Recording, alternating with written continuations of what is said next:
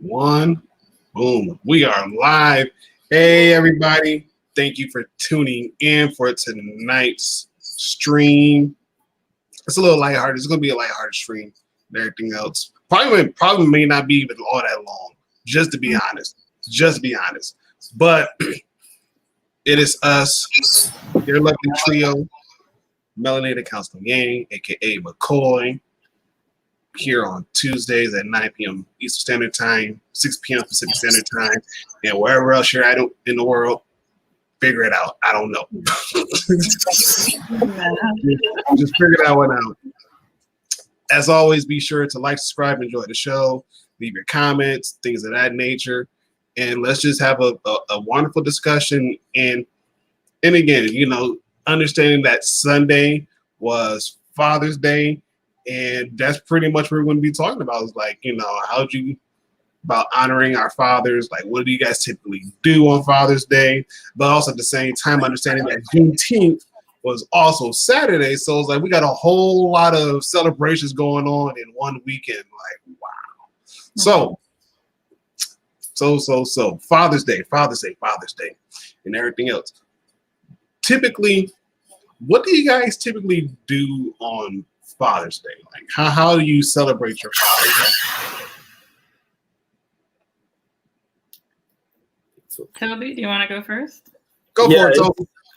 I don't know if it's a deep tradition, but I guess because it's summertime, right? So the last time I can really remember we all would have been together on Father's Day would have to have been. It could have been maybe the summer after I graduated from college, honestly, which was 2016. But even then, that's not completely true because I was gone for that summer. So for 6 weeks, helping out with like a summer bridge thing at my very recent alma mater at the time. But in general, I would have said we would get together and do like just a dinner, Someone might cook some special dinner. Maybe we'll go to a restaurant. But I don't really have very strong memories of that happening. Maybe there could have been some outdoor thing, but again, not very strong memories of like a cookout or grill. I just feel like in general, we would have had some special dinner, maybe some kind of phone call. Surprisingly, there wasn't like a family Zoom. This past Father's Day for me was pretty hectic. There was just a lot going on. I was also recovering from just a bit of a cold. So I was taking care of a lot of stuff on my own, but I didn't really get to have much personal time besides giving him. I texted my dad, but for me, it was very, very low key. I knew it was Father's Day, but didn't get to really celebrate like that. Made sure I called my dad though later. But I believe the rest of my family probably just had a special meal. And yeah, that's that. I can't say that I had much of like a personal father or son bonding type thing during Father's Day growing up. I mean, maybe at some point. But yeah, so it's always been kind of low key, but usually maybe we'll get a gift or something, or we'll help contribute for something. So that might be a thing, but not explicitly like a deep rooted tradition. So. That must be me. I never have the chat on.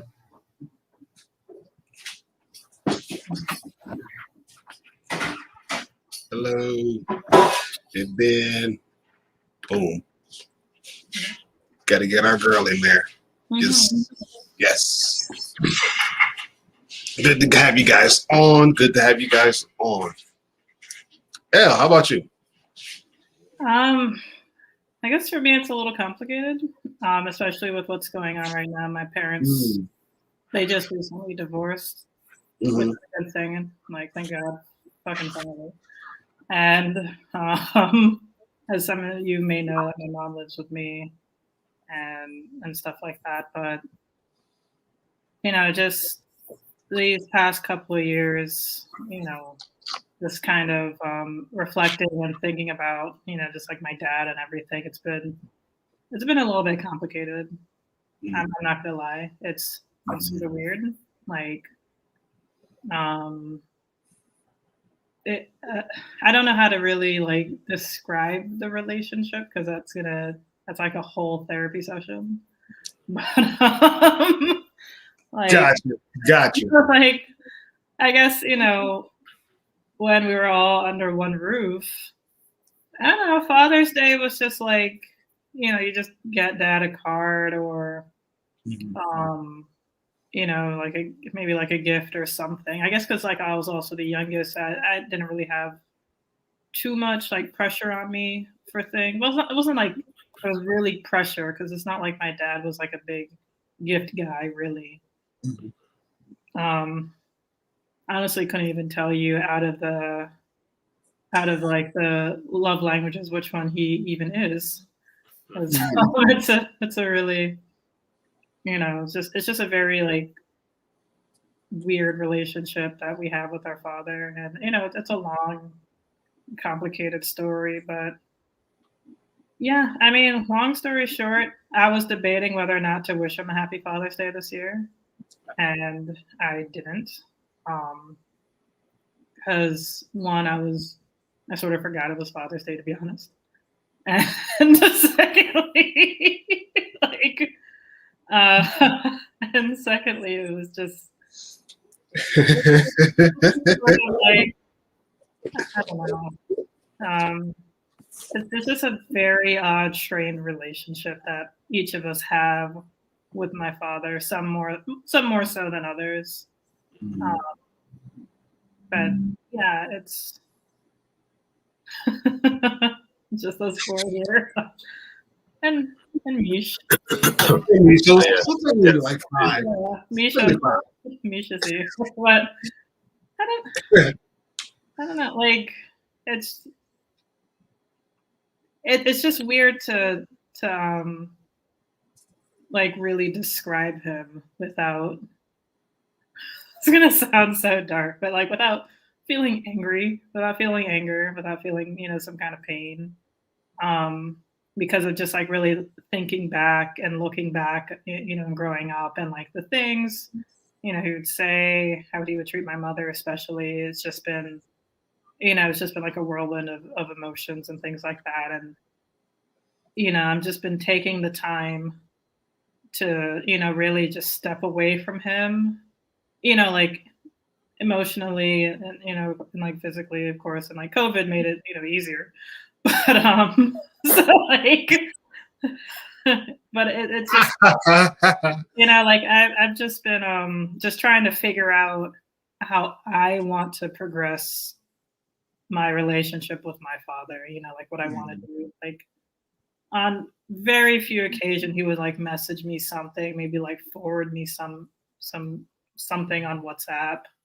Like WhatsApp is like Caribbean or just any other, people from other countries, like social media essentially, where they just forward a ton of things. That's partly why Trump gets a huge, chunk of the Latino vote because of just propaganda on WhatsApp. That's another story. And so occasionally he might forward me something on WhatsApp, or he might send me something on like Facebook Messenger. But as of late, it hasn't really been happening, and I kind of feel better about that because it's just one less thing to worry about and one less thing to ignore. To sound, quite dark, but it's yeah, like I've been taking a lot of time just to try to figure out what kind of relationship I want to have with my father.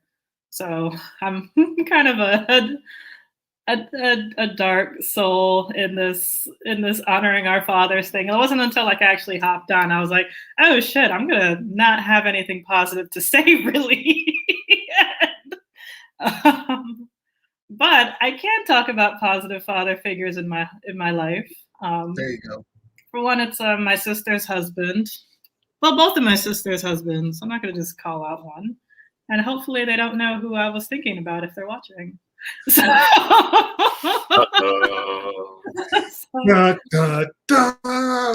but I guess like one of them, because my oldest sister is much older. Like if she's watching this, she'd be like, I'm not that much older than you, but she's 17 years older than me.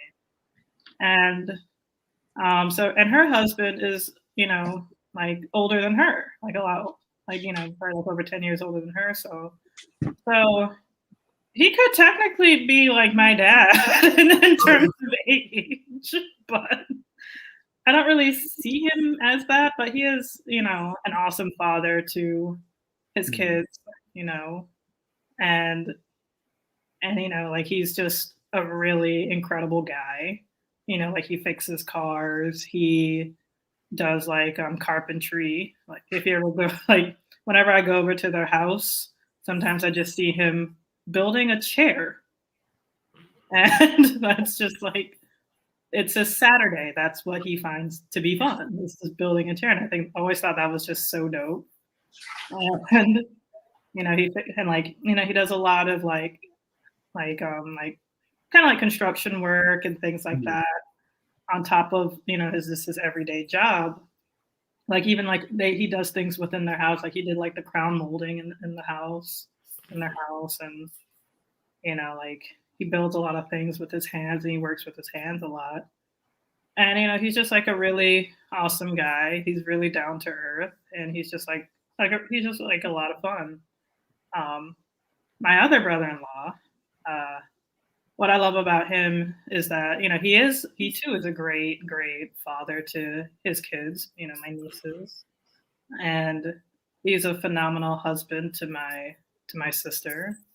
Like it's just like both of them are. I'm not gonna try to like lessen the other, but one of the things I do like about my other brother-in-law is that like he's just like, to me, like just like a really like dope husband, and like I just always like he's just always loving and caring and sweet to my sister. And like whenever I see them, and it's just like that's something that I want. If I could just kind of merge both of my brother-in-laws into like one man, that would be like the perfect man for me, honestly. There you go. So, there you go. Yeah, so those are the fathers. What is this? I don't get it. I think it's a Dragon Ball. I haven't watched Dragon Ball Z, but it's like that fusion. Yeah, it's hard to do, and it's hard to do it in such a small screen. But whatever. Yeah. There we go. Your man. There's your man. Hold on, don't forget. You need the earrings. Right. Yeah. Oh, that's the other fusion. That's the easier fusion. See, this is how I know I haven't watched the show. Yeah. Yeah, Vegeto's the one with the earrings, and Gogeta is the fusion dance. Okay. So, but yeah, for sure. If I could just fuse both of these men together, like that would be just like a phenomenal ideal husband. And yeah, like it's just really awesome to see, and I'm just very happy that my sisters have found somebody to just love them unconditionally, especially like us growing up in the same household that we did. Sort of gives me hope that it's like maybe I'm not totally broken. So maybe I do have, maybe there's a Mr. L out there for me. There you go. There you go. Yeah. You don't know who or where, but there you go. Right. Yeah. So, future Mr. L, if you're watching this episode, take notes. And also, like, so because I see like Julia saying like sorry, and no, don't be sorry, not at all. I do appreciate the sympathy, of course, but like, yeah, don't be sorry. This is my life, I don't know any other. So, it's just I kind of, I live with. Do I make my family laugh? I hope so. I hope so. Sometimes, I guess, also being the youngest, I get talked over a lot. I'd be like saying something, and then somebody else would be saying something, and yeah, because I'm the last of 7, so there's a lot of us. And I forgot you're the youngest. Yeah, I'm the youngest. Well, I mean, it completes everything, so there you go.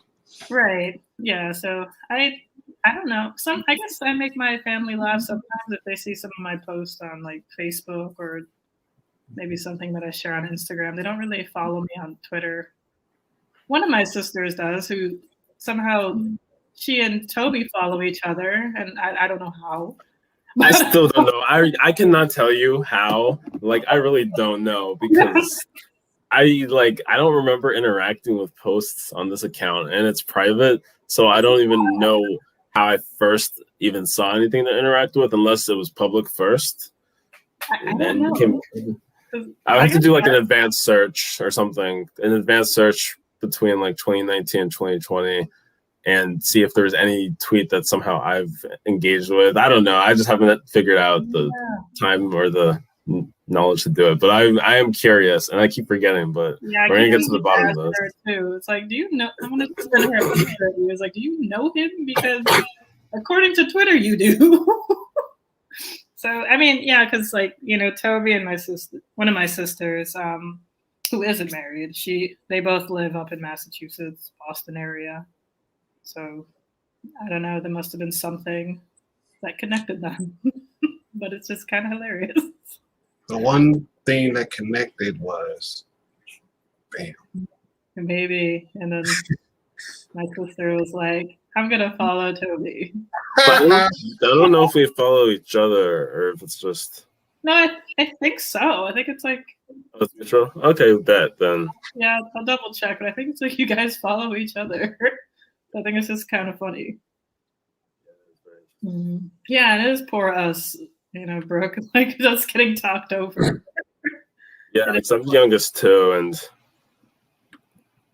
I remember like getting talked over at my sorry, I know that was a bit ironic, Toby, but I gotta finish this. No, I'm sorry. If anything, I kind of jumped, so you're good. It was like my college graduation, and I was just like trying to talk and say things. I still got talked over. Like, it's my graduation party. This is why we're here. It's because of me. but whatever. It's like water under the bridge at this point. Oh man, that's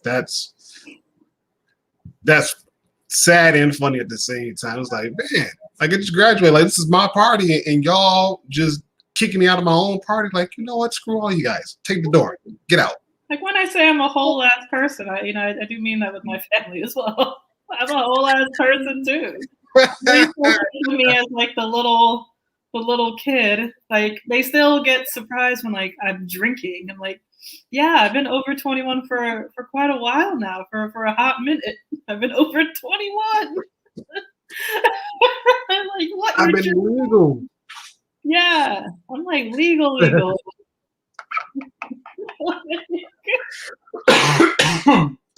But, woo! Oh man, yes, facts. That's true. So true. Oh man, I think I know. Talking about fathers and whatnot. I know with my dad, he lives in California, so every now and then. Well, actually, I take this back. On most Father's Days, we do a video call. You know, we get my kids together, and you know, we'll go on Facebook Messenger, and we chat and we talk. You know, just check up on each other, see how each other's doing. And there's been times where it's like, you know, it's like, yeah, keep in touch. I'm like, yeah, I'm gonna try. Like, I live a busy life, and so if I get like 5 minutes to send a message saying, you know, hey, Dad, hope you're doing okay. You know, that's about it. Other than that, we could go like months at a time without talking, which is okay. You know, and like me and my dad, we have an okay relationship, you know, so to speak. There was a lot of stuff that he did pour into me that I do find myself like kind of repeating to my kids, the good stuff, I should say. But right.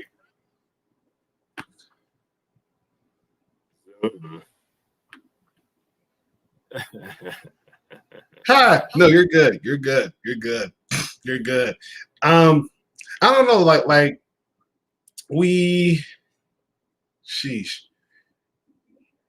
talk, and then again, it's like, you know, like I said, we could go like months at a time without actually talking until like, something comes up. Then it's like, hey, how's everybody going? Like, cool. And so that's really been that. That's really what we've been doing.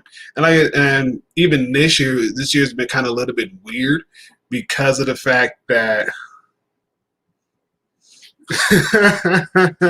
like it's weird because like this year, like he sent me a message and I messaged him back, like, hey, Sunday was a little bit hectic for me. Like, I'll give you a call Monday. Monday rolls around and Monday was a complete whirlwind. Like, I don't know what happened on Monday. Like, if somebody said, hey, do you remember what Phyllis? You're never unseen. You're never unseen. Remember that. And I was like, I'll call him on Monday. Monday rolls around and I don't know what happened on Monday. It's like I said, Monday went by as a blur. And then even today, today I just woke up. It was just like, got some stuff done I needed to get done. And then after that, it was like, blah. Like I didn't want to do anything else. So probably after this stream, I'll probably end up giving him a call just to check up on him and see how he's doing, make sure he's doing okay. And go from there. And I know on the other end, because I am a dad, I got three are living with me and one's in heaven. And so we pretty much make sure we have him included as well.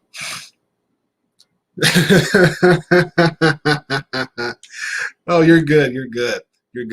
And so basically what my family does for me, I would say, is like we're not really all that big on gifts and whatnot. And so typically I'll get a card and they'll sign it. It's like, that means the world. And I even then I tell them, like, I don't really want anything for Father's Day because like I have everything. Like, what more do I need? And even then, trying to give a gift for my brother, my stepdad, because they're dads too as well, is like, what can I give them when they already have almost everything? Like, they don't want for anything. And so, send them like, a message, happy Father's Day, and keep up the good work. Thank you for all that you've done, blah, blah, blah. And, pretty much go from there. So, oh man, I know that I think my dad, he wants to try to come out during the summertime, which is now, but later on during the summertime, just to kind of hang out. I was like, cool.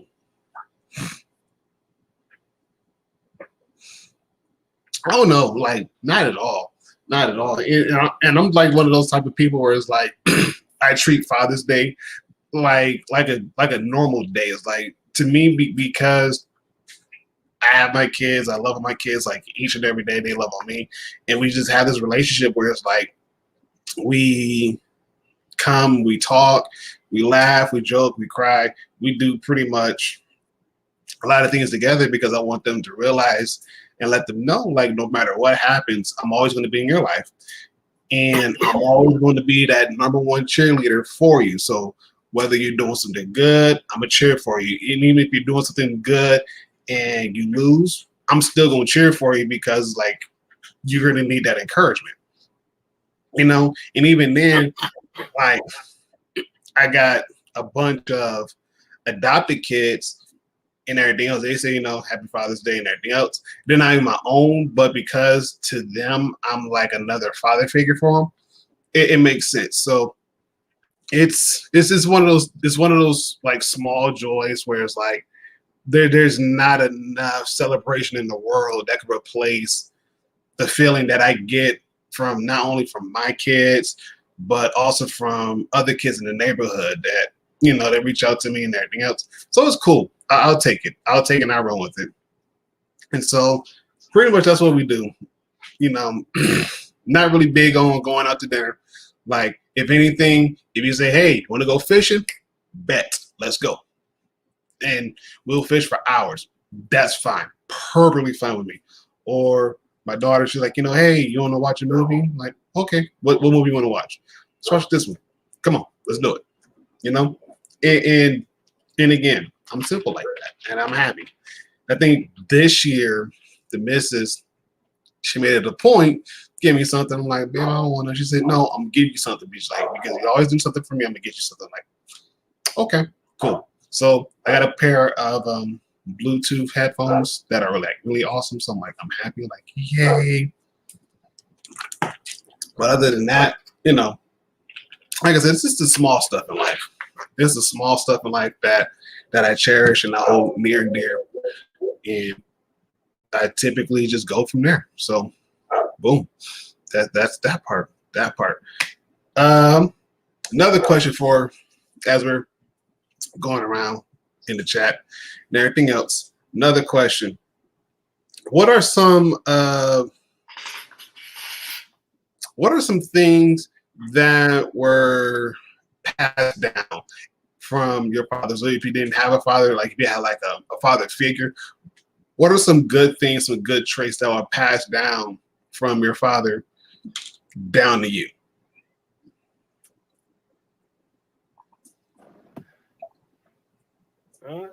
I would probably just go with like intelligence, not to be facetious or anything, or presumptuous. But my dad has always been very smart. He was a professor of math and physics. He did like research. I never knew much when I was younger what he did besides being like a professor, but I found out later that he actually got a PhD in energy physics, which I never even heard of. A PhD in energy physics, and apparently worked in like some university in Missouri to do stuff with computers, like early computers. I guess designing the material science, like the magnetic material of those huge computers that would like fill the size of a room. Granted, this was back in the 90s, but I guess those computers were still worked on in industrial settings and academic settings. You didn't really have the desktop that we all know and love now. So that's what he had been doing. And I don't know, he doesn't really talk as much about it all the time. Like he loves to, bring up math and different things sometimes, but I feel like he doesn't brag about like intelligence type of stuff. So I'm shouting him out because he is very smart. And yeah, he learned a lot of stuff. And then even later in life, I learned that he apparently when he was in college, I guess back in the 70s or so, he knew people programming in COBOL. And he was in university. I'm gonna finish this thought before I fully read this. Actually, forget it. What is this? What is she saying? Call me something about where the baby's at. Listen, I'm 26. I'm living my best life. I'm not ready to multiply quite yet. I love the math, but we ain't multiplying yet. Yeah, so my dad though, like he knew people programming in COBOL or some maybe Fortran probably in Nigeria where he went to university in Nigeria, then went and got like maybe a master's of some kind in I think engineering physics, either in Nigeria or France. And then he got his PhD in France. So he had to learn French and write his dissertation in French, which is pretty wild. Yeah, so he's very smart, and I guess that's where I got my love of math and all things sciencey. Even though, again, it's not like he explicitly like taught it to me growing up, really, but it must have just been a thing that was passed down. And my brother also does computer science. We both were very interested in video games, but we didn't get that from our dad. My dad's definitely not into video games or much of like that scene at all. But yeah. Right on. What about you all, your good qualities, or the chat, if you want to talk about what good qualities you all have gotten from your father or even a father figure, father figure. Even a father figure. I definitely say I got like my temperament, if that's the correct word, from my dad. Like I'd say like we're both kind of pretty mellow and chill. Okay. For the most part. So for sure. And also, I guess, like interest and love for technology. I would say I got from my dad. So yeah, like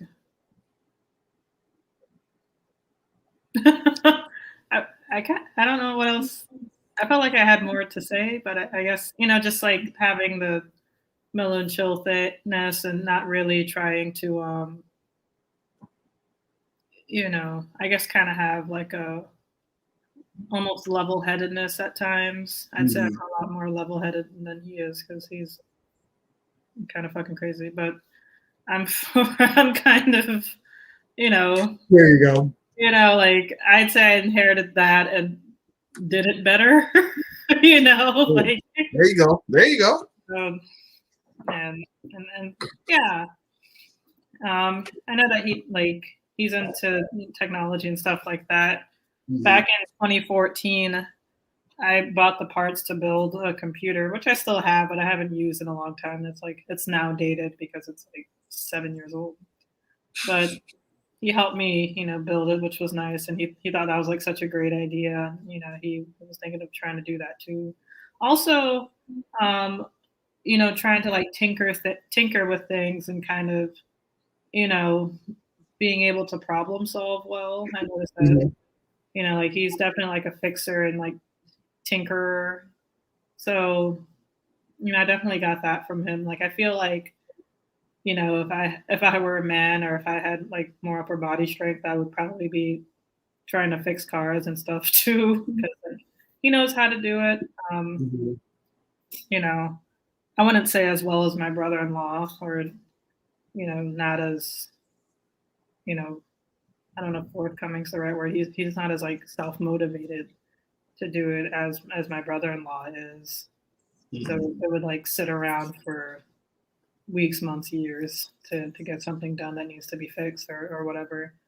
But he knows how to do that. Like there are times when I want to do things, but my mom would be like, oh no, you should kind of leave that up for a man or whatever, or just have someone who's professional at it. Like I wanted to change my faucet, and I looked up on YouTube. It didn't seem that hard. My like motto is, if a man can do it, it's probably not that hard. Like, so not saying that like men are like incapable or but sometimes like men will over exaggerate how difficult something is and make it seem like, oh, this is only a man's job. I'm like, not really. But there have been times when like things would be going on with my car, and my dad would help, and I'd try to tell him like, hey, maybe you should try going at it like in this way rather than this way, because this way is clearly not working. So try, maybe trying to replace a part or do something. And if I had the upper body strength, or if I just had, the correct tools, I would most likely just be fixing parts of my car myself. So yeah, like I would say I definitely inherited the whole like wanting to fix things and tinker with things and, try to improve things myself from my father.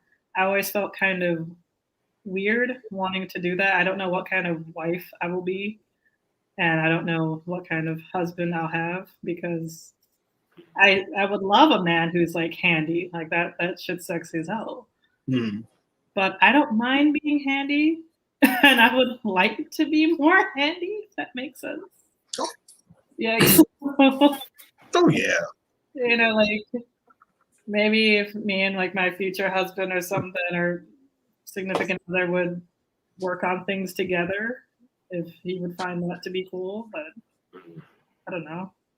I just feel like I'm sort of like in between the masculine and the feminine sometimes, especially when it comes to like fixing things. Like, all right, if you're up to fixing, I can, decorate, because I do have like that artistic side. But if you want to interior decorate, that's fine. I'll try to maybe do more fixing, maybe work. Just work as a team. But there you go. I guess I'm saying this because I don't know, from growing up as a woman, like you hear things like men don't want women to do certain things, or oh, this is a man's job, this is that. So it's like, well, I kind of want to do the man job. So it's like, I don't know who I'd be turning off or on in that sense. So true. That's true. That's true. That's so true. I think, like you, my dad, he was a tinkerer. He was basically when he went to ITT Tech, he graduated with a degree in like he's an electrician, so he does a lot of electrical stuff. And I know when me and my brother were younger, he bought us this like electrical board and some wires to kind of connect the wires to make the light turn on. So I was like, okay, cool. So he told us, like, you know, do like 3 different ways or 4 different ways to make the light come on using like X amount of wires. So it was cool. It was cool. It was a cool thing to do. And even now is like I find myself like doing a lot of the stuff that he did, you know, when it came to kind of like, you know, doing like home projects, like, you know, like it was funny how you said like you want to learn how to, you know, install your own faucet. Like, yeah, that's one thing that I did. Because like I did it. It was easy. You know, it was super easy. Super easy. Like, yeah, no big deal. You know, I got to redo the caulk around my my faucet so it can still be put in place. So I got to redo that, take that off, redo that. I got to redo the caulk work in my bathroom and all that stuff. He also taught us like how to work on cars a little bit, you know, and that's one thing that I find myself doing. I'm just like, got to get over this fear of, holy crap, I hope this car does not slam down on me while I'm fixing my car, because that was suck. That's the worst way to go out. Like, yeah, I got to get over that. I got to get over that. Oh, but, like underneath the car is so terrifying. It almost makes me want to buy a truck just so because I like I would change my own oil. I would change it if A, I wasn't afraid of you know, the car falling on me. B, if I had the tools, because you know, those tools aren't easy to just have. You know, like they're not easy to store. I can't just keep it in my car. I can't just keep it in my home, really, because I don't really have space. But I would like to just change my own car oil, but it almost makes me just want to get a truck. Yeah. Like a big enough vehicle that I could just easily slide under. Because it's an easy thing to do. Oh, yes, it is. It is. It is. And like, you know, I've changed my own tires, so like I could do that. You know, I've done checked for like all my fluids, make sure I got enough stuff. Like there's a lot of stuff that he taught me that I could do. It's just I don't have the space. And I love to have this. I like to have like a pole barn that I can just use just to kind of do all the kind of the work on my car, like get a lift and make sure I get the car on the lift easy, like evenly enough to the point where it raises up, it doesn't fall anything else. But I can do my own oil changes, you know, and go from there. So yeah, like he taught me that. I know one thing he did instill in me and my what it actually means to kind of like, you know, and he always told like, there's going to be some time where you're going to do some stuff. Many people, they may not agree with you. Like, it's going to happen. It's like if everybody agreed with you with what you were doing, you know, everybody would have did it. But he was like, when you're a man, you got to make sure, of course, take care of your family the best way you know how. Hopefully, preferably legally. And he also was like, just make sure that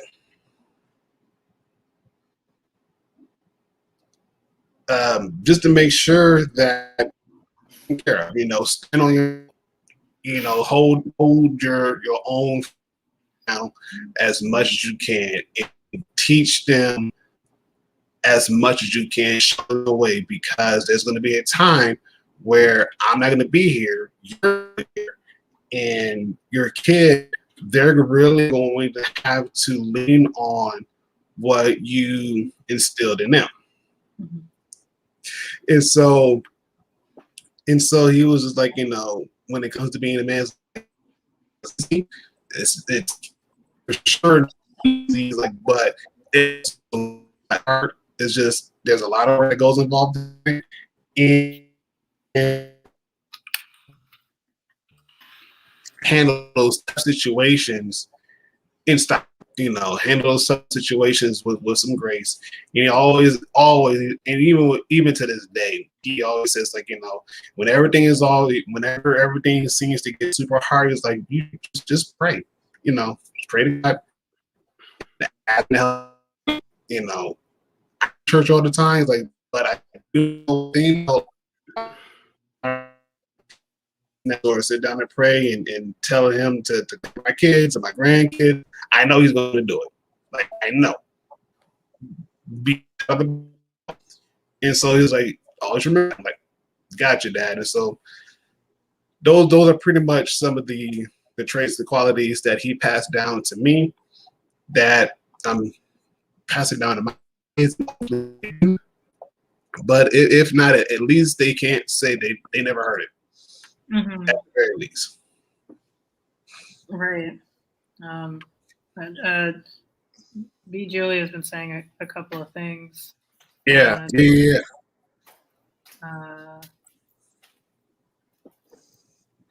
said, architecture is often women should have been in charge. Buildings should blend with nature, both functionally and aesthetically. I absolutely agree with that.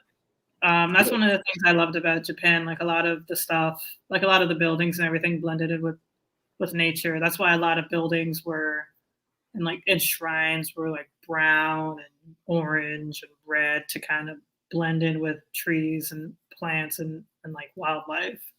Well, not wildlife, but like nature rather. So I always thought that was absolutely beautiful. I'm not sure if like women came up with that, but I definitely think that we should do that in America, just to have, nature and buildings kind of blend in a little bit more, because it's also very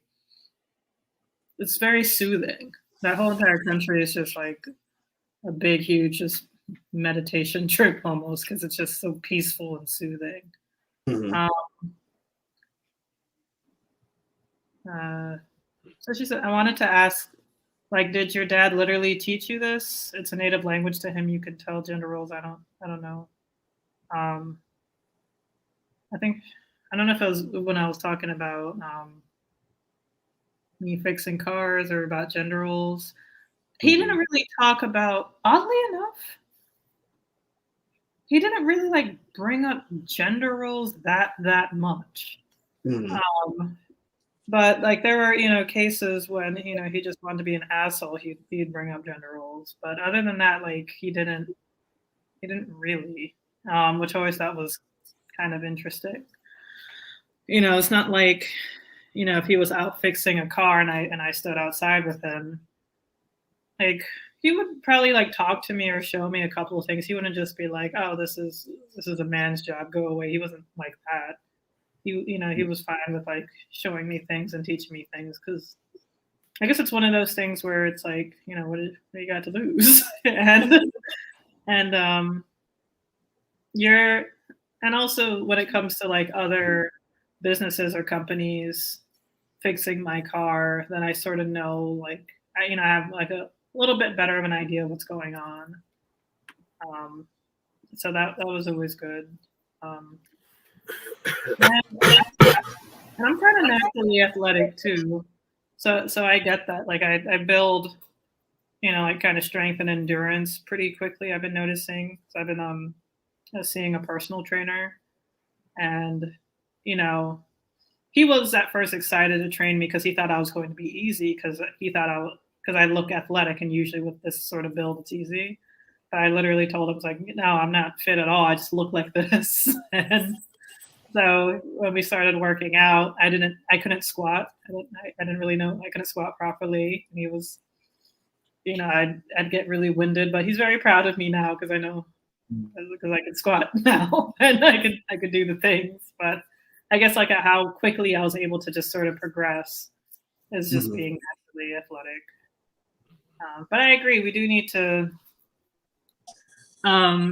strengths are strengths, and we do need to quit devaluing the feminine. We shouldn't, because if whatever you're good at is what you're good at, I don't really like the thought of taking away pieces of myself just to make a man happy, because honestly society kind of does that enough and it gets very tiresome and annoying. So I'd rather just be able to come home and just be me, and whatever mood I'm in, whatever temperament, whatever sort of thing, just be able to be myself and have my husband or partner or whatever just understand. I think like society tries to mold women into like the certain way that we think men should be, while we really should just be telling men to just be themselves and women to be themselves, and gender non-binary and everything. Just like who you are, just be the best you. Be the best Ronald. Be the best Toby. Be the best Elle. Not like there you go. Be the best Toby, but like a man Toby. Whatever you think like a man is, just be very mannish, but like a hint of Toby. No, just be Toby. What's that? Exactly. Like mannish? I'm already a man. How much more mannish do I need to have? Like a bunch of hair on my chest and braid it up? Like I don't know. That's just weird. It's just weird. Anyways, that's just weird. That's weird. Yeah. But no, you're right. You are absolutely right. And I feel as though that what society tries to portray as what a father should be is not necessarily what happens in reality or what it is in reality, because there's really not a quote unquote perfect, and even then, even if we did find the so-called perfect dad, it's not to say that this person is going to have some kind of flaws. He's still, at the end of the day, he's still human. At the end of the day, he's still human. And so I think that, Elle, what you said was very on point and very crucial and very key. Like, just be the best you. Be the best dad that you can be. And even if you didn't have a dad that was there, learn from other men that are fathers that are doing the best that they can do. And just asking those tough questions, like what was the best things, or what were the hardest things? Like, what were some things that you cried over secretly? Those kind of things, because that's what's going to help you to become better than where you're at now. Those are the things that are going to help you to break away from that mold that society wants to put on you. Be like, nah, I'm not going to do that. No, I'm not. And even if you fall down, still pick yourself up, keep on pushing, keep on moving. Yeah, you really got to. Oh, yeah. I like how you said, like, be the best dad you can be, because that's really important, because you have to be the best father to your children. Mm-hmm. And like, your children are different than other people's children, but you can't just be default cookie cutter dad. Like, you have to be dad to your children.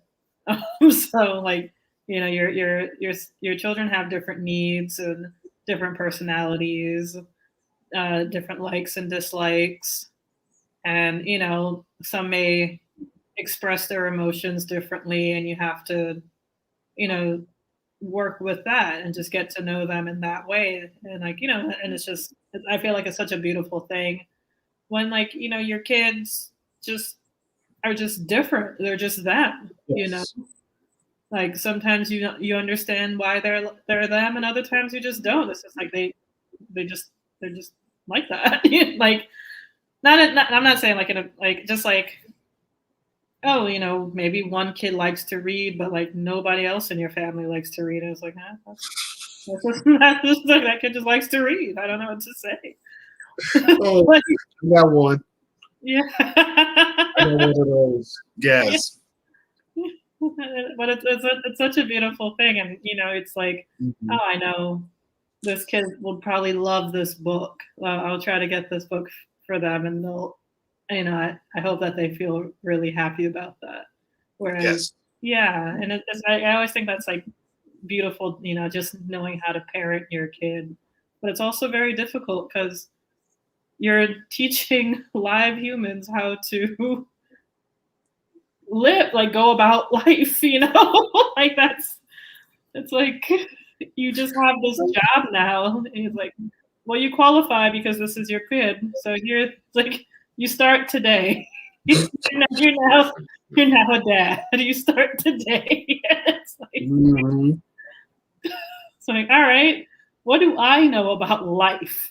I have to impart this on the child, and try to make the child as amazing as possible while stay for them to stay true to themselves. And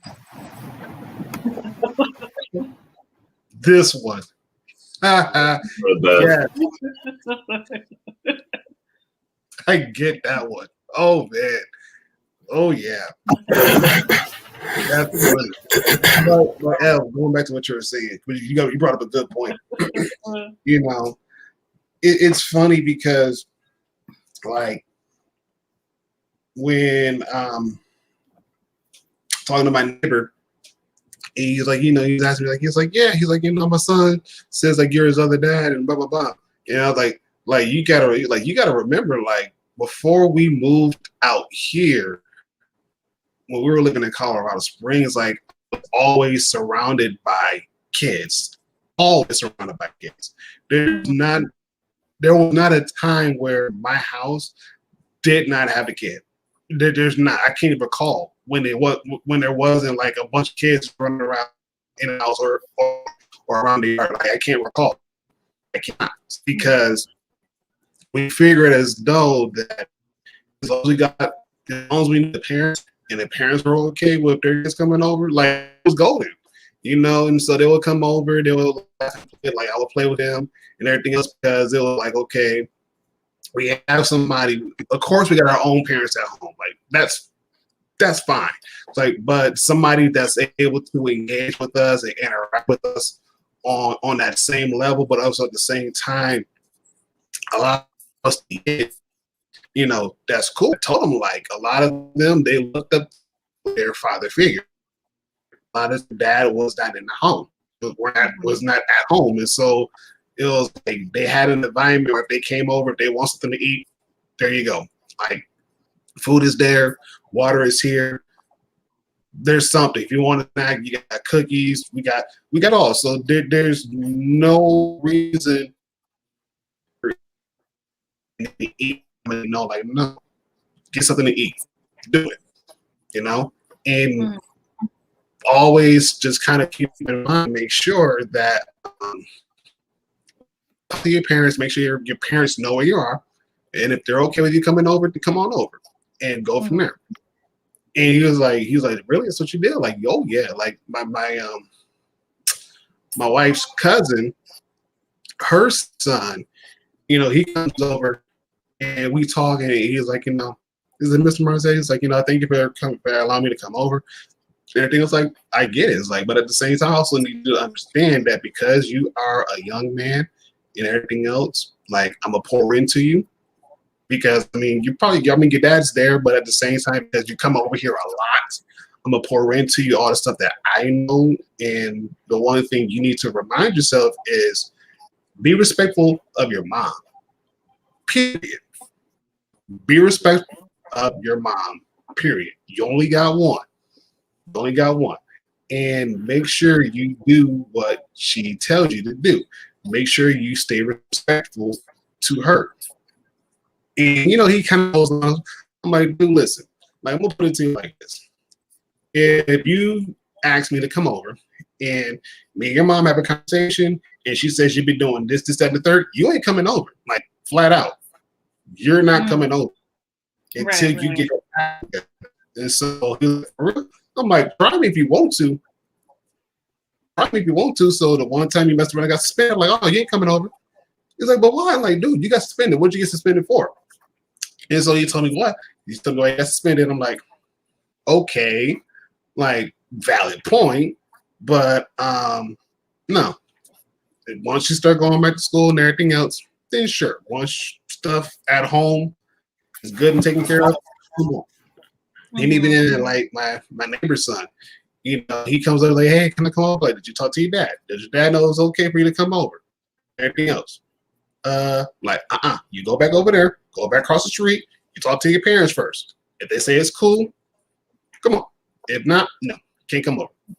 Can't do it. And so it's like he looks at you like another dad. I'm like, well, yeah, because I get it. I get it. I understand that you need another father five to help you to get to where you're going, but also at the same time, that's not as crazy as you make him sound out. Like what he's saying, back him up, you know, and keep it going, keep it moving forward. So that's one thing that I enjoy doing. And yes, I do have a kid that loves to read. My daughter, she's a bookworm like me, you know. And it's just one of those things where if I give her a book, she's gonna read it until she reads it like 3-4 times over, and then actually, hey, can I get another book? Sure, go for it. You know, she's very artsy. I'm not at all. But I will print off some coloring pages. Have at it. Mm-hmm. I am not artsy at all. Art was not my biggest subject. Weakest, well, next to English class, but I somehow passed with an A. Different story for a different time. But yeah. But yeah, I mean, anybody that's watching that's bad or whatnot, stick in there. You got this. It's gonna be rough, yes, but at the end of the day, you got it. Mm-hmm. Screw what society says. You got it. You be the best dad to your child that you can be. Period. There's no manual. There's no easy button. You can try to Google, Alexa, Siri. You know, ask all of them. No, the best person to teach your child how to be whatever they're going to be is you. And you know you. Just be the best you. Just be the best you that you can be. Flat out.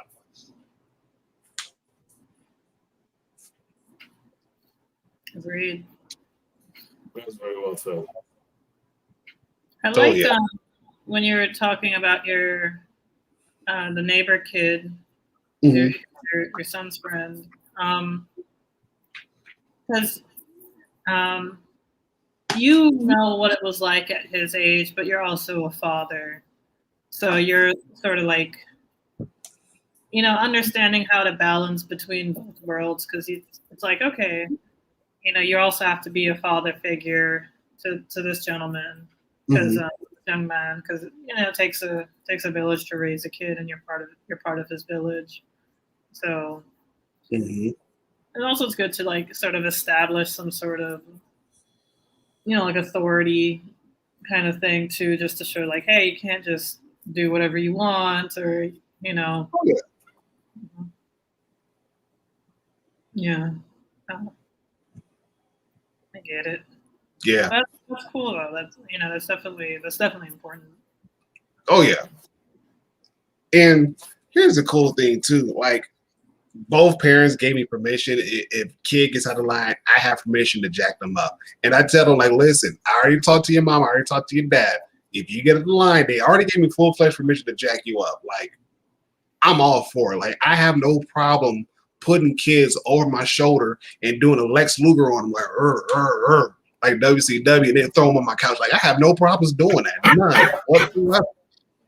None. If they get bleeding, like, oh, don't worry, I'm gonna take care of you. I got some band-aids. I got alcohol. I got disinfectant. I got rubber gloves. I got all of that. I'm gonna band you up before you go home, and then as you're going home, I'm gonna let them know, like, hey. So we were wrestling, and I did this move. He kind of cut his leg. It's not deep, but he's good. He don't need no stitches. Ain't no white meat showing, but he's good. He'll be all right. Oh, okay. As long as he ain't bleeding out, like, yeah. Right, yeah. Cool. And I told him to do the same thing for my kids. Like, if my kids are the line, please do what you got to do and let me know. And I'm going to turn around and I'm going to do the same thing because they know better. They know better. They know better. So, Toby, I'm pouring into you before you get kids. Like, do what you got to do. If you got to go for it. If you got to put them in a tombstone, go for it. Do what you got to do. But at the same time, just don't overdo it, because then that'll be child abuse. And we ain't got time for that. Mm-hmm. That's CPC in this house. Oh yeah. CPS, so go for it. What were you saying? No, so no CPS in this house. No CPS is getting called in this house. But I mean, that's an interesting conversation in general about discipline. Because I've seen some like new generation of people.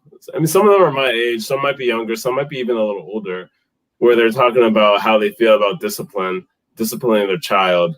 And like, do they want to keep some of the traditional discipline that we see oftentimes, especially in Black and like immigrant families, where you got, whatever it is, whether it's the shoe. In my family, it was like the tree branches, nice and like shaved off though, so it wasn't prickly.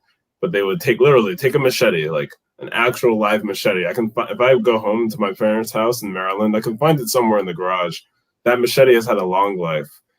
Loki kind of scarred us because it would always be used to cut off branches, to shave off any like sharp or whatever things.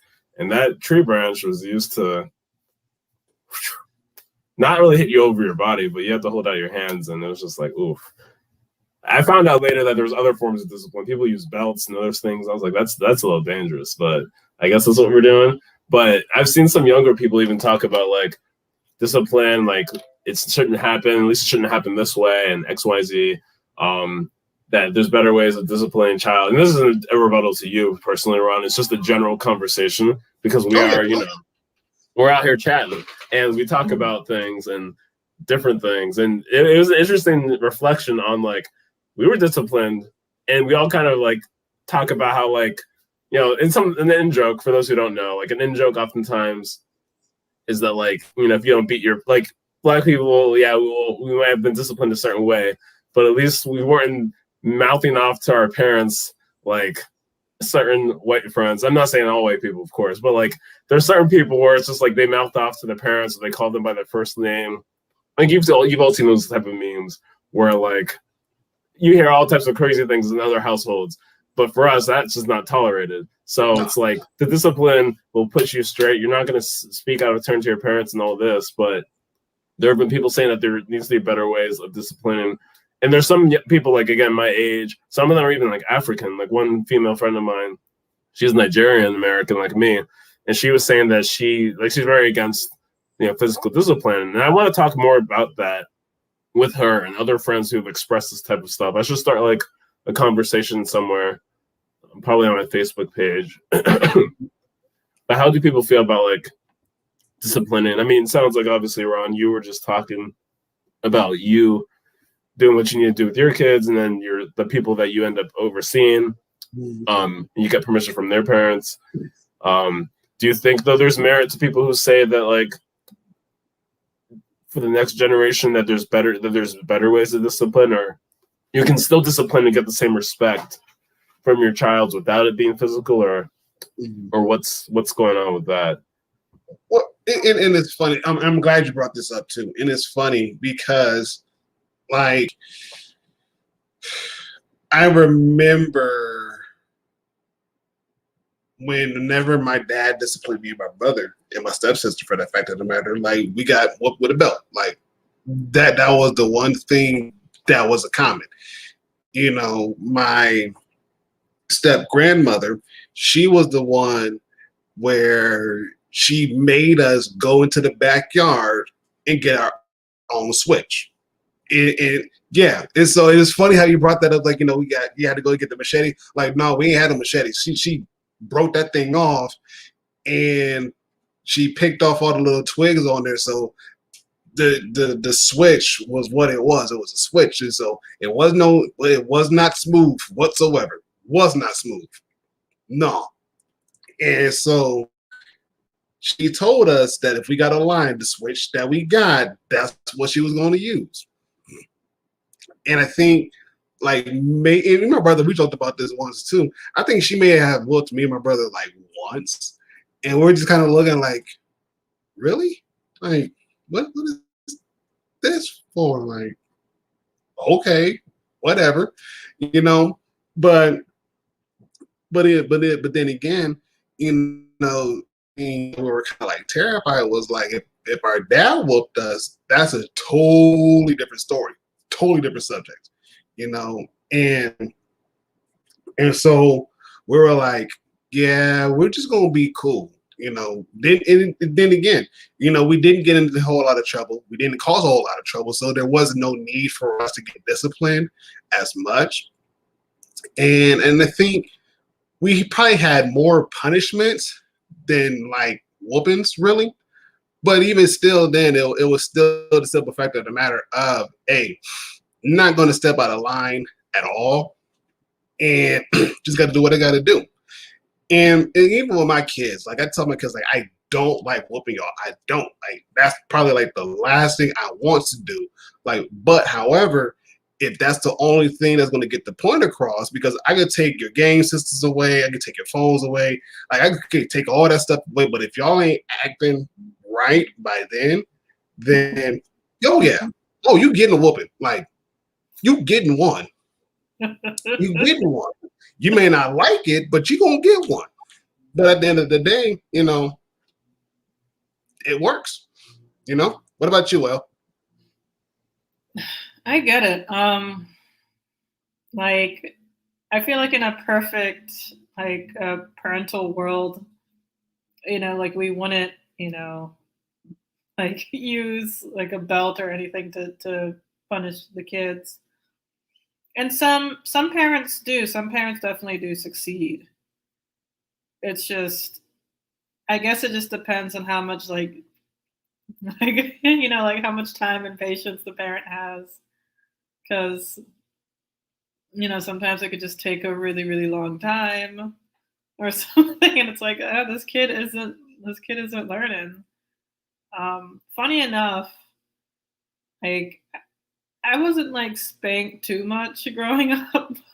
I don't know if it's just because I was the youngest or anything, but I wasn't really spanked too much with the belt.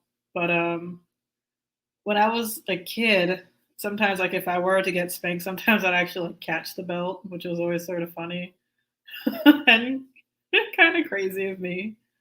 But I like catch it and like hold on, and like one of my parents would be like, "Stop, let go," and I'd be like holding on to it because of course I didn't want to get hurt.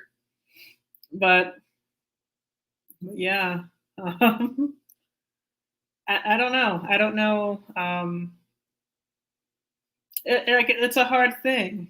I guess it just depends on what works for for your family. Like like one of my best friends, like one of my oldest friends, she said that she would just kind of punish herself. Like if she did something bad, she would literally just like go to her room and maybe like skip dinner or something and just literally punish herself. So she never really needed to be punished.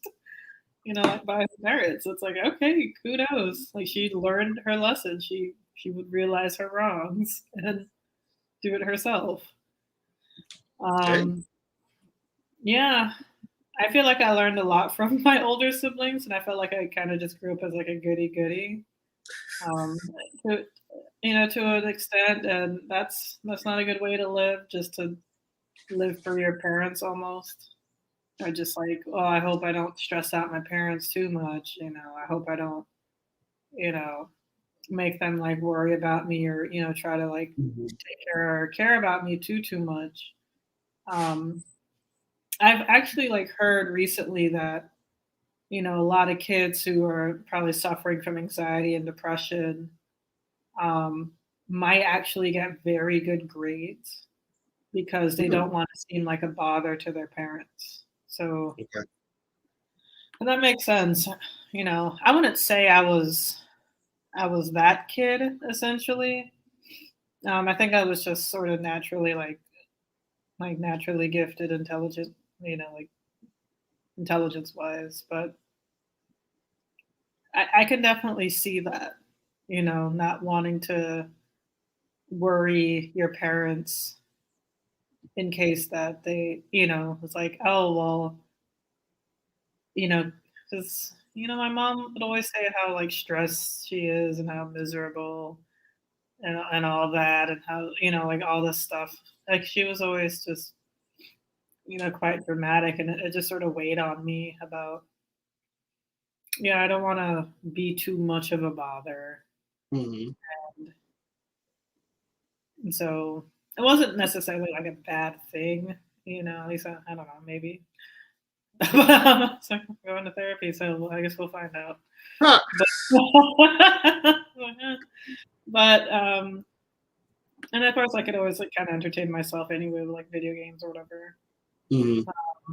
But I could definitely see how kids could possibly be like that, where they want to get very good grades and not seem too much of a bother to their parents because you know yeah, but that could also be a sign of worry. Yeah. So Yeah. mhm. Agreed. Agreed. Agreed. Definitely agreed. Definitely agreed. Yeah. I mean, this topic is and especially when we're thinking about discipline and whatnot. This topic is very interesting. Very interesting. I don't know if there's folks in the chat like if you had your own discipline experience, how was that? Did you get spankings or did you go through like the alternative methods? And again, if so, post it in the chat and whatnot.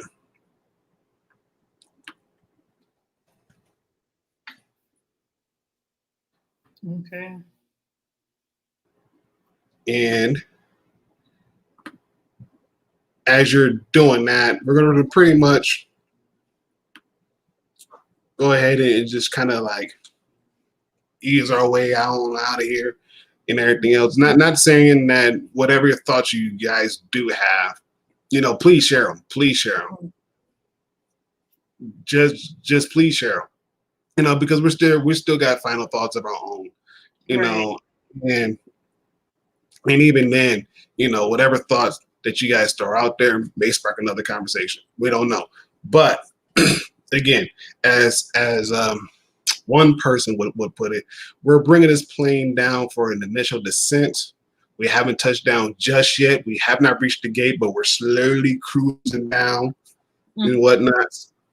I miss that. I really do. What, flying? Yeah, I've flown Oh, for so long. Um, and like I'm afraid of heights too, because like the first time I went on a plane, I was like 22, I think, uh-huh. and I was kind of late in life, and yeah, I was like freaking out, and also like to add, salt to injury, I was flying Spirit, which is probably the worst like airline. Oh, Lord. oh, man. Yeah. Not Spirit as your first flight, though. Yeah, Yeah. Spirit was the first flight. That sucks. Usually, I just prefer like JetBlue. I've flown Delta. Delta's nice. I'm gonna be flying United later this year. So I don't know how United is, but I mean, it's a plane, it's an airline. Do what it has to do. Right. But man, yeah. That's foul. That is so wrong. That's really mean. Like you want to have no Wi-Fi, no TV for 4 hours. Well, here you go. No, nothing. Nothing. I remember flying Spirit. I'm like, I can't do this no more. I can't. I cannot. Like I was like, I don't care how cheap the flights are. Like I will not. I refuse. You pay for like charge you for everything. It's like, oh, it's $68. Like really? It's like, well, you have to, pay for what seat you're taking, which is like $12. And then you got to pay for this thing, and then you got to pay for this, and you got to pay for oxygen, and then you got to pay for. Right? Yeah, like carry on. It's like, oh, so you think I'm just gonna fly with the clothes on my back? I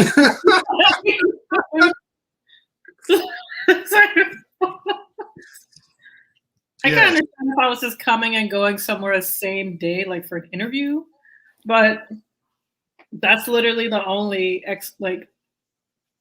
time you should fly Spirit is if you're coming and going the same day, just wearing the clothes on your back. Yeah. I agree. Mm-hmm. I haven't. I'm going to say I haven't rode too many airlines. I've ridden on Spirit, didn't like it. The two that I've ridden on the most that I enjoy, of course, Delta #1. Love me some Delta. Even if their tickets are sky high, don't care. I will fly me on some Delta. And then Southwest. I had a really good experience with Southwest. Probably like one of the most down-to-earth, relaxed group of individuals on an airline. It was like, oh yeah. The one thing I can say, the one downfall I did have, it was, man, when it came to the arrivals and the departure times, it was like the timing was kind of bad per se. I'm like, man, you mean to tell me that my flight got delayed and whatnot? Mind you, was this pre-COVID? Yeah, I think this was pre-COVID. And even still, it was like, as long as I'm able to get home, hey. That's my oldest. Aww. That's my oldest. Hope you wish them a great Father's Day and did something special for Ron the Don. Yes. Hey, you know what? I should have did that. Had your kids come on? Not to say have my kids come on, but Ron the Don, like should have did that. Don Corleone, but Toby. I wasn't really referring to anything in particular. I've just heard that type of I've heard that the Don, that kind of phrase being used. So oops, that's from The Godfather. Yeah. Oh man, yeah. I've not seen. Oh, you got to. Classic. I do have to say no. I have to see it too. I haven't seen The Godfather. It's a classic. It's a classic. But yeah, I love flying. I do. I love flying. I love flying. I always have to get an aisle seat. I hate the window seat. So I feel stuffed into the aisle. You stuffed into the seat. And also you can stretch your legs a bit, even though they're always saying I'll put your legs under the chair or whatever. But I'm a little reckless, I'm a little rebel, and I stretch out my legs. There you go. I have long legs, and they give you 19 inches.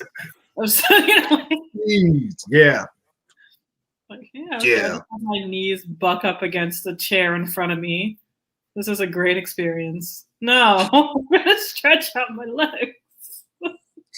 Oh man, yes, I'm with you on that. Oh, I'm so with you on that. Like, I'm not a tall person, but I like to kind of like be able to stretch out, and so if I can, especially if I'm playing Delta, I like to try to get the Delta the Comfort Plus section, just due to the fact you get a lot more, you get a little bit more leg room. It's not a whole lot, but you get a little bit more, and your seat kind of goes back a little bit more. So it's like, cool. I like to be able to stretch out, but even then, sometimes them tickets, my pocketbook said nope, can't get it. I'm like, I know, but it is. It is. I hope your flight on United is a great experience. Okay, I'll let y'all know. Yes. Yes, please.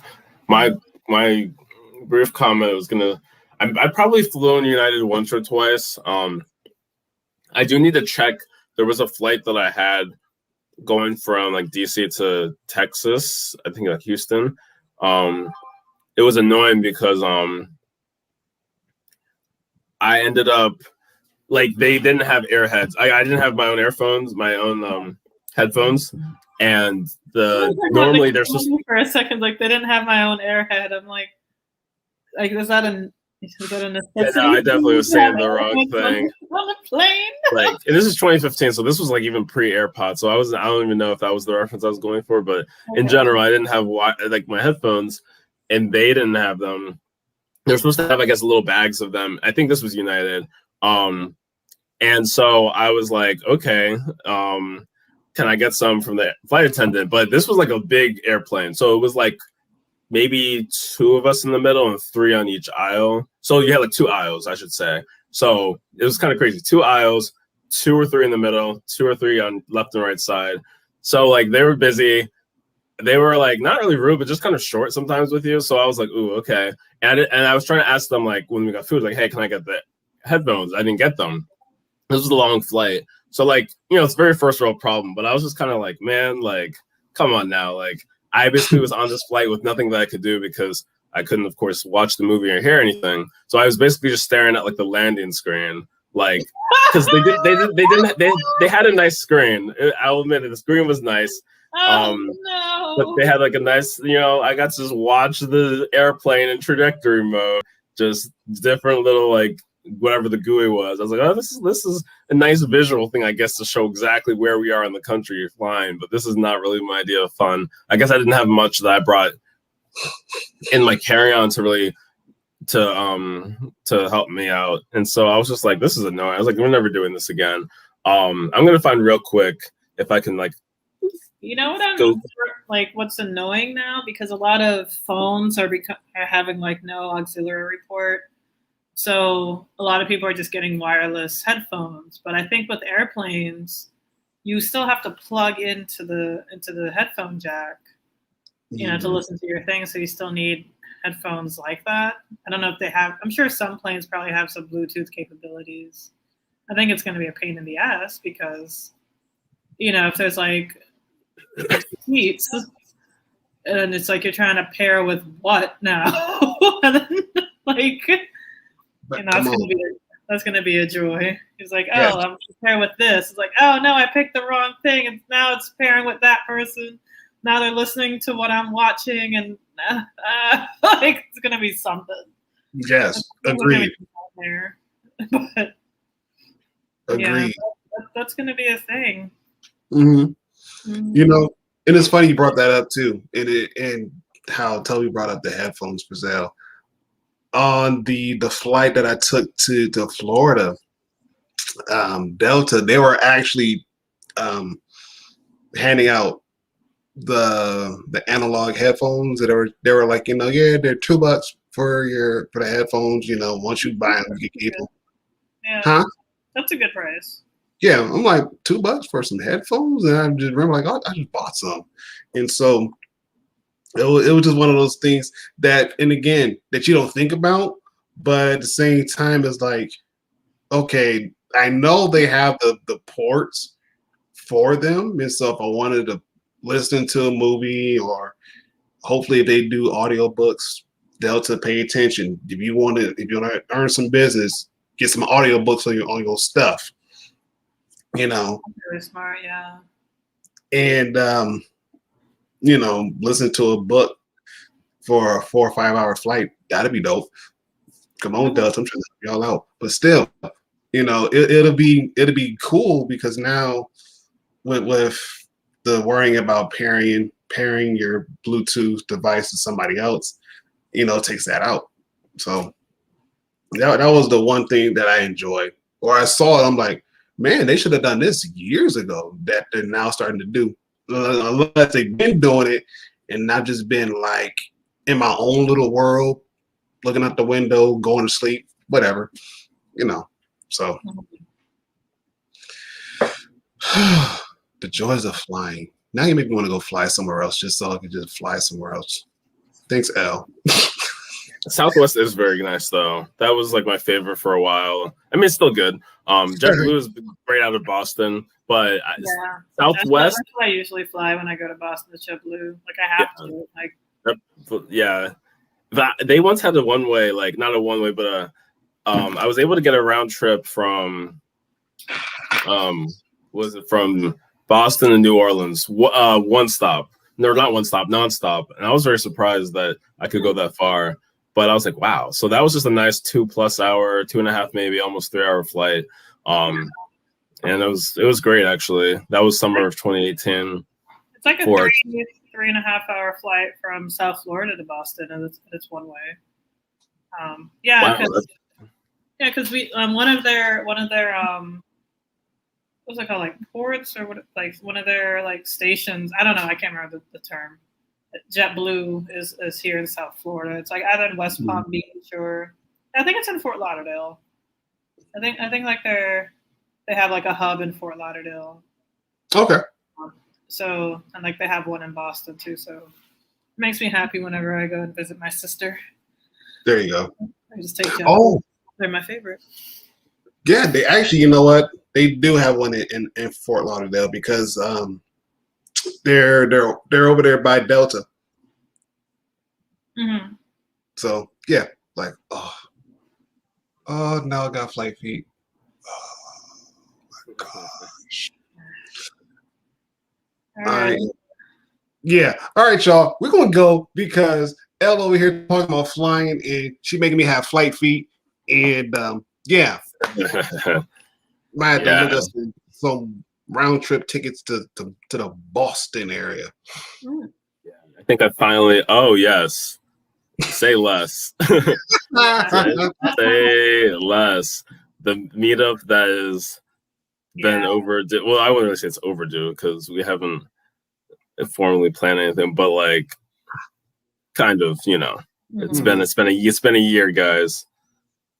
Hey, and that's just from the YouTube channel. A year and a month, I guess. It'll be a year for. No, it wouldn't be. Would it be a year for? For what? For the chat. No, that was like way back in 20. I didn't join our like chat until 2019. Yeshua DM'd me. So it's been 2 years. That was December. That was December though, so it's been a year and a half basically. Okay. Which is crazy, because I feel like things have been so continuous since that time. Like, in a way, it's like, wow.